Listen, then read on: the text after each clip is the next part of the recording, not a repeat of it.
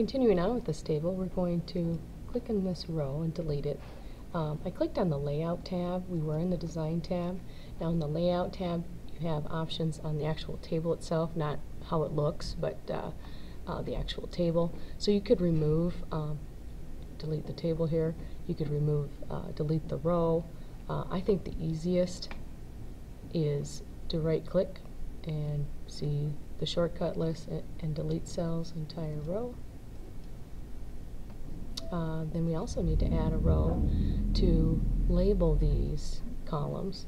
So let's insert a row above, and let's go back to Design, add a header row so it sets it off a little differently, and we're going to type name, press the tab key, location, and the tab key again, and phone number. And the reason why we do this is, one, to set off the headings so people know what they're looking at, and then I do like the variation of color in each row because it helps people to scan across it instead of just putting the grid lines in. To move columns, and you can just click above the column you want to move. For example, I need the phone number right by the name to make this table easier to read. So I'm just going to hover over till I get that black arrow, and I click and it selects the column, and then I can cut and then click. I want it to appear before this column and paste it. Just regular paste. Try that again. I'm going to click to the left of the L, locations, and insert paste. You could do the same thing with rows, so hover out into the margin here, left click and drag to select those areas, cut, and then click in front of the first letter and paste. Although you'll have to redo your formatting. It took my formatting for this bottom row as well. So to fix that, I just need to go up to borders and no borders. In your Layout tab, you can use the selection tool where you can select a row, column, cell using this tool.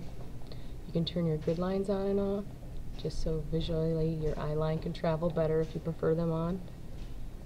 We can delete the entire table, insert a row above wherever your insertion point is, insert it below wherever your insertion point is, and I have 3 more names I need to add between Justin here and Cecilia. So I'm going to select those 3 rows, and since I have 3 selected, it's going to insert 3 blank cells if I highlight the number I need to insert. I can insert below, and now I can add my 3 other names.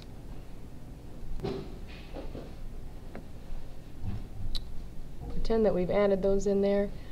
Now I want to add another row that I'm going to put the contact information, so I'm going to insert a row above it. If we're going to insert a row for the title, then we need to turn on the repeat header rows before we click insert above to keep the same formatting. And then merge and center. Again, it has something to do with the table, so we're going to stay in the Layout tab. We're going to merge and then center. Copy and paste the title in, cut I should say, and now we need to remove that border. Take my eraser tool, click on that bottom border to remove it, and I need to make my title stand out, so I better hold it and increase the font size. Along with the delete, you can delete the whole table by clicking this one. You can also delete and choose row, column, cell, and you can also resplit the cell that we just merged for the title, and that's right next to the merge cell tool. Since that is dimmed, we know we can't use it, but we could split it back, and it would ask you how many columns you want to divide that up into, and it was 3, so let's see what happens. So now we hit back to 3 cells. I'm going to undo that. Say I need an extension to follow this phone number. I can click right in the cell with the phone number, and I can say split this 1 cell into 2 cells or 2 columns, and then I can click over here and type extension 1013. They're splitting